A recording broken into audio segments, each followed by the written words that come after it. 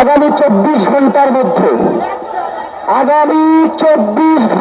মধ্যে ওসমান হাদিকে যারা খুন করেছে, খুনের পরিকল্পনা করেছে, খুনিদেরকে আশ্রয় দিয়েছে, খুনের সহায়তা করেছে, প্রত্যেককে গ্রেফতার করে বিচারের মুখোমুখি করতে হবে। এবং এই যে বিগত 172 ঘন্টা সরকারের পক্ষ থেকে কি কি পদক্ষেপ নেওয়া হয়েছে আমরা জানতে চাই। যখন এই গুলির কথা বলা হয় তখন আপনি পিয়াজ রসুনের আলাপ দেন, ফসলামি করেন মানুষের সাথে, মানুষের আবেগকে আপনারা মূল্যায়ন করেন না কেন? জুলাই আপনাদেরকে কি শেখায় গেছে? রাত্রি ওই জায়গায় দিয়ে বের করে দেবো, ফসলামির জায়গা পান না। মুরব্বী মানুষ হাসতে হাসতে বলে পেঁয়াজের দাম, আলুর দাম, মানে কি? আপনি কিসের স্বরাষ্ট্র উপদেষ্টা মিয়া? আপনার তো সেই ভার ভিত্তিক নাই। একজন স্বরাষ্ট্র উপদেষ্টার যেই ধরনের ভার ভিত্তিক দরকার আছে এই থেকে তার মধ্যে আছে। আমরা জুলাই পরবর্তী যারা আসছে প্রত্যেককেই সম্মান করতে হবে। সম্মান করছি না? এই ১৩ বছর সম্মান করছি না? সম্মান করায় আমাদের কি উপকার হয়েছে? আমরা ওসমান হাদিরে হারাইছি। আমরা আর কোনো ওসমান হাদিরে হারাইতে দেব? আমরা আর বাংলার জমিনে ফেসিবাদ কায়েম হইতে দিব? ওসমান হাদি তো সবসময় বলছে যে আমি যদি মরেও যাই এই লড়াইকে থামানো যাবে না। আমরা ওসমান হাদির এই লড়াইকে ইনশাআল্লাহ আপনাদেরকে সাথে নিয়ে চালিয়ে যেতে চাই। আপনারা রাজি আছেন না? প্রিয় ভাইয়েরা, নাম্বার 2, বাংলাদেশের গোয়েন্দা সংস্থা যতগুলো রয়েছে বিগত 17 বছর আপনারা দেখেছেন, কেউ যদি মাটির 40 ফিট নিচে গিয়ে লুকায় তারা বের করছে না? তাহলে এখন তারা পারতেছে না কেন? এইসব ভুল চুল বুঝে আর কোনো লাভ নাই। বাংলাদেশের জনগণ বুঝে গেছে যে ওসমান হাদির নিরাপত্তার ইস্যু যখন তৈরি হয়েছে, এইটা আপনারা জানেন। ওসমান হাদির খুন করতে চাই করে আপনারা এইটা জানেন না? তাইলে আপনারা রাষ্ট্রে এত ট্যাক্সের পয়সা খান কেন? যদি এইটাই আপনারা নিশ্চিত করতে না পারেন তাহলে গোয়েন্দা সংস্থাগুলোর আসলে থাকবার প্রয়োজন আছে কিনা?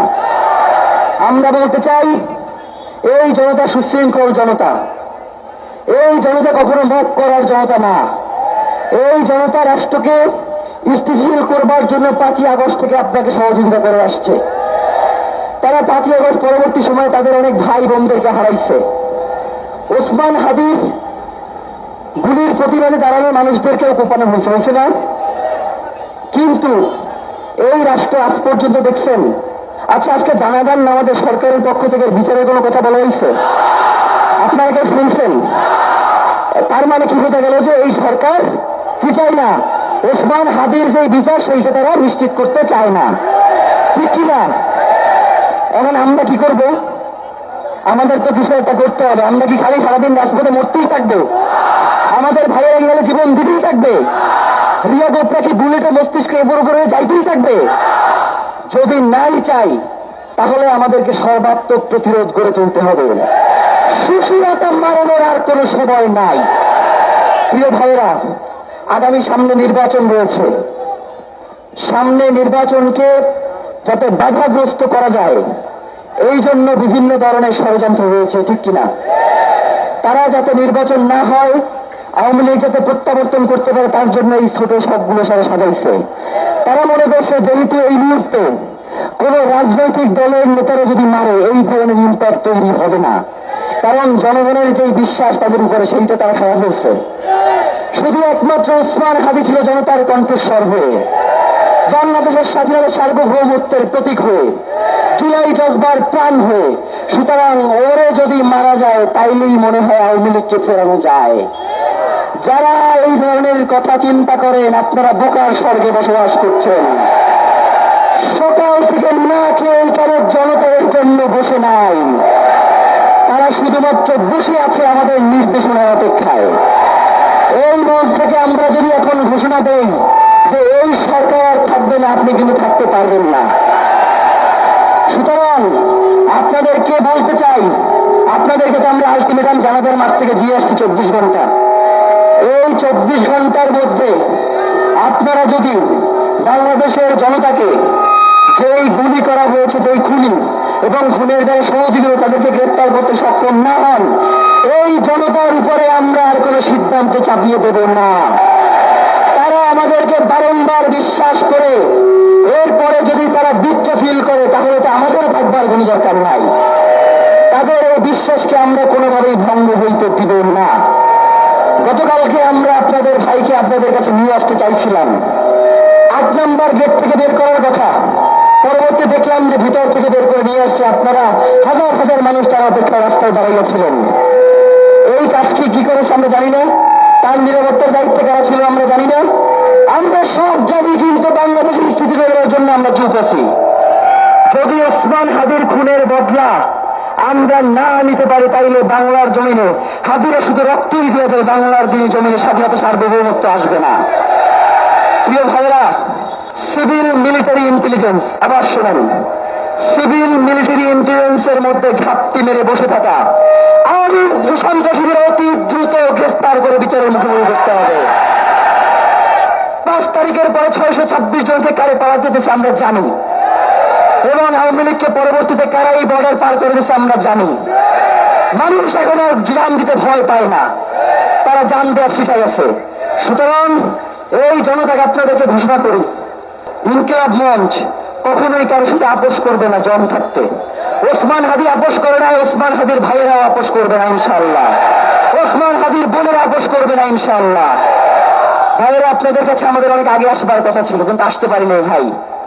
মানে এই সিস্টেম এতটাই বাজে, মানে আপনাদের কাছে আসবো কখন, মানে লাশ হস্তান্তর, ওসমান হাদিকে গ্রহণ, এরপরে হচ্ছে হসপিটালে দৌড়জোড়ি, এর কারণে আপনাদের কাছে আমরা আসতে পারিনি, আমরা আসলে দুঃখিত।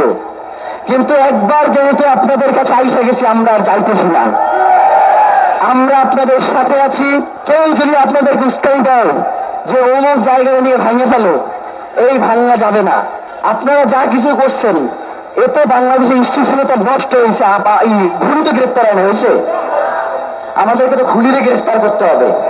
যারা বাংলাদেশের স্বাধীনতা সার্বভৌমত্ব বিকাশ দিতে চায় তাদেরকে গ্রেফতার করতে হবে। সুতরাং এই 2টা দাবি, নাম্বার 1 খুনি, খুনের পরিকল্পনাকারী, খুনের আশ্রয়দাতা, খুনের সহযোগী, এদেরকে অতি দ্রুত গ্রেফতার করে বিচারের মুখোমুখি করতে হবে।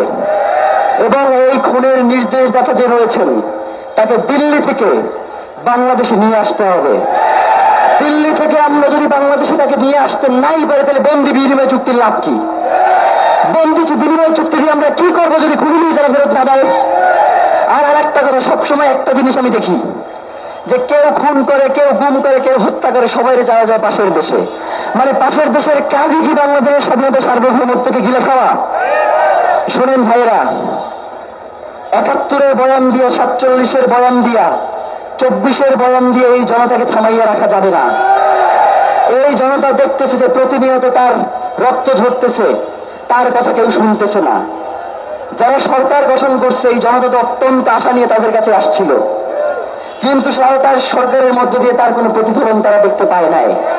সরকারের অনেক গুরুত্বপূর্ণ কাজ আছে যেইগুলো তারা নিজের জন্য যে মানুষের কাছে পৌঁছাবে সেই কাজটাও তারা করতে পারে নাই।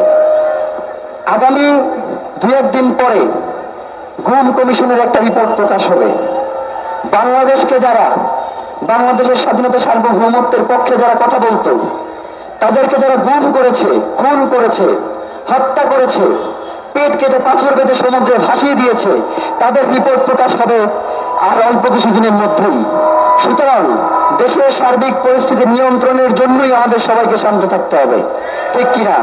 কিন্তু এমন শান্ত না যে ওসমান হাদির খুনিদেরকে আমরা ছাইড়ে দেবো, সেই শান্ত হবো আমরা? ইনকিলাব মঞ্চ যদি আপনাদেরকে আবার দেখে আপনারা আসবেন না? ইনকিলাব মঞ্চের এই ভাই বোনদেরকে আপনারা ছেড়ে যাবেন? তারা তো পুরো পরিবারকে ছেড়ে দিয়ে আপনাদের জন্য রাস্তায় পড়ে আছে, আপনারা কি তাদেরকে ছাড়িয়ে রেখে যাইতে পারবেন? যদি ছাড়িয়ে রাখতে নাই পারেন, এই 2টা ঘোষণা আমরা দিচ্ছি। হচ্ছে প্রথমটা, আগামী 24 ঘন্টার মধ্যে স্বরাষ্ট্র উপদেষ্টা এবং সহকারী উপদেষ্টা খোদা বক্স, তাকে জনতার সামনে আইসা বলতে হবে যে এই 1 সপ্তাহে সে কি কি অগ্রগতিতে আগাইছে। যদি সে এর জবাব দিতে না পারে তাহলে তাকে অবশ্যই পদত্যাগ করতে হবে। আর একটা জিনিস, সেটা হচ্ছে আমরা যখনই কোনো উপদেষ্টার কাছে যাই আমাদেরকে বলে, ভাই এটা তো আমার দায়িত্ব না, এটা তার দায়িত্ব। এই হারামজাদারা, তোকে ওইখানে খালি ইসের জন্য পাঠাইছি যে এটা আমার দায়িত্ব, তোর দায়িত্ব আমার জন্য। আমরা দুজনকে পাঠাইছি, ওই যে 1400 মানুষ শহীদ হয়েছে, বাংলাদেশে এতদিন যে 17 বছর গুমপুর হত্যার বিচার করার জন্য তারা গিয়ে সংসদে বিষয়ে মজমস্তি করে ফ্লাডে করেছে, এর জন্য আমরা তাদেরকে পাঠাইছি। অতি দ্রুত যদি এদেরকে গ্রেফতার করা না হয়, ইনকিলাব মঞ্চ যদি আল্লাহ না করুক আমাদের প্রত্যেক ভাই বোনকে যদি শহীদ করে ফেলে, আপনারা এই ইনকিলাব মঞ্চের জায়গায় দাঁড়াইতে পারবেন না। আজ থেকে ইনকিলাব মঞ্চ এর দায়িত্ব আপনাদের বাংলাদেশের সকল জনগণের। ইনকিলাব মঞ্চ বাংলাদেশের স্বাধীনতা সার্বভৌমত্ব রক্ষার জন্য দীর্ঘ 1.5 বছর ধরে আপনাদের পাশে ছিল এবং বাংলাদেশ স্বাধীনতা সার্বভৌমত্ব টিকিয়ে রাখতে মৃত্যু পর্যন্ত আপনাদের পাশে থাকার আমরা অঙ্গীকার করছি।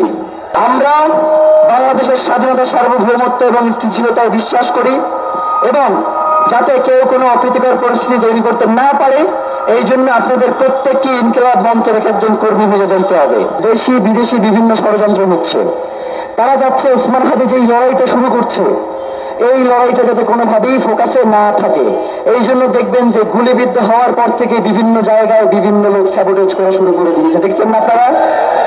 আমরা কি তাদেরকে সেই সুযোগ দিব? আমাদের প্রথম দাবি হচ্ছে খুনিদের গ্রেফতার করা, এরপর সব আলাপ। মানে আলাপ শুরু হবে খুনিদের গ্রেফতারের মধ্যে, এর আগে কোনো আলাপ চলবে না।